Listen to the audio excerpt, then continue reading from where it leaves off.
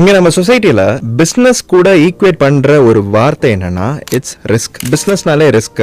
பிசினஸ்ல இறங்குறோம்னாக்கா ஒரு பெரிய ரிஸ்க் எடுக்கிறோம் அப்படின்னு சொல்லிட்டு நிறைய பேர் நம்மளோட சொசைட்டில இருக்கிறவங்க சொல்லுவாங்க. சோ இந்த ஒரு வார்த்தையாலேயே நிறைய பேர் பிசினஸ் பண்ணணும்னு ஆசை இருந்தா கூட பிசினஸ்ல இறங்க மாட்டாங்க. ஆனா உங்களுக்கு ரொம்ப முக்கியமா தெரிய வேண்டிய ஒரு விஷயம் என்னன்னா that risk appetite can be trained. ரிஸ்க்ன்றது நம்ம உடம்புல இருக்கிற ஒரு மசில் மாதிரி தான். நீங்க எப்படி ஜிம்முக்கு போயிட்டு ஒர்க் அவுட் பண்ணீங்கன்னா உங்களோட பைசப்ஸோ ஷோல்டர்ஸோ இல்ல செஸ்டோ ஆக்குற மாதிரி ரிஸ்க்ன்ற ஒரு விஷயத்தை உங்களால ஆக்சுவலா ட்ரெயின் பண்ண முடியும். இதுக்காக நான் ஒரு எக்ஸாம்பிள் தரேன். நீங்க ரொம்ப ஒரு சக்சஸ்ஃபுல்லான பிசினஸ் மேன் அச்சீவ் பண்ற செல்ஃப் மேட் ஆண்டர்பிரனர்ஸ் எல்லாம் பாத்தீங்கன்னா கேஸ் கவர் போட மாட்டாங்க. அவங்க கிட்ட ஒரு ரொம்ப எக்ஸ்பென்சிவான போன் இருக்கும். ஆனா அந்த போனுக்கு கேஸ் கவர் போடாம ரொம்ப அனாவசியமா அந்த போனை யூஸ் பண்ணுவாங்க. இதுக்கு பின்னாடி ஒரு ஃபைனான டீடைல் இருக்கு. அது என்னன்னா அவ்வளவு எக்ஸ்பென்சிவான போனை ஒரு ப்ரொடெக்டிவான கேஸ் கவர் போடாம அவங்க யூஸ் பண்ணும்போது they are teaching the brain to handle risk efficiently which gets directly translated into other areas of their life and business. எத்தனை பேருக்கு இது தெரியும்? MIT-ல இருக்கிற ஒரு behavioral economist ஒரு கியூரியஸான ஒரு விஷயத்தை நோட்டீஸ் பண்றாரு. அது என்னன்னா